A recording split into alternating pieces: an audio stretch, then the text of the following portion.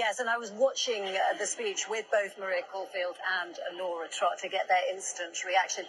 It seemed to me, Laura, if I can start with you, that a lot of the thrust of that speech was preparing the country for some pretty tough times ahead. I think that's absolutely right. You know, we are in a time of real economic and political difficulties. But I think what we saw today from the speech is that our Prime Minister, Rishi Sunak, is the right person to deal with that. And he will do it in a way which takes everyone with him and will protect the most vulnerable. Did you think it was important, Maria, something my colleague Paul was just picking up on, that he talked about the character of the government that he wants to lead? He talked about integrity and professionalism. Yeah, no, absolutely. I think, I think we all know, and being realistically, that there have been episodes in the last few weeks which have really broken down trust with the public in terms of politics as a whole. And I think Rishi's setting out from the outset that this is what he's about. He's professional, he's going to be winning back people's trust, and knows that the damage that has been done over recent weeks, and that actually he's honest and open about that. That just shows how his time in office is going to start. And I think the public, that's what they desperately want. They want to see politicians who get that there's been problems, be honest about it, and have a plan to restore that trust in politics. Yeah, something that really struck me was that he said he wanted to pay tribute to Liz Truss, but he did say very clearly mistakes were made. Yeah, absolutely. I think we all acknowledge that.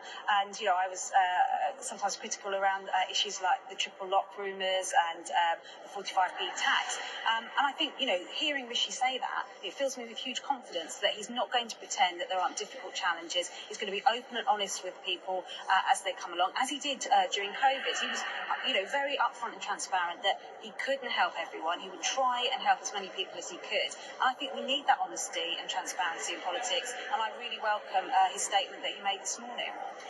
What did you make of what he had to say about Boris Johnson? He made it clear that the mandate that he won in 2019 was not the property of Boris Johnson alone. Well, I think that's absolutely right. The Conservative Party came in on a 2019 manifesto which was bold, which was clear. It talked about net zero. It talked about the benefits of Brexit. It talked about making sure we have strong borders, protecting the NHS. This is an agenda which the entire Conservative Party is united around. And I was very pleased to hear this morning that he's committed to delivering that.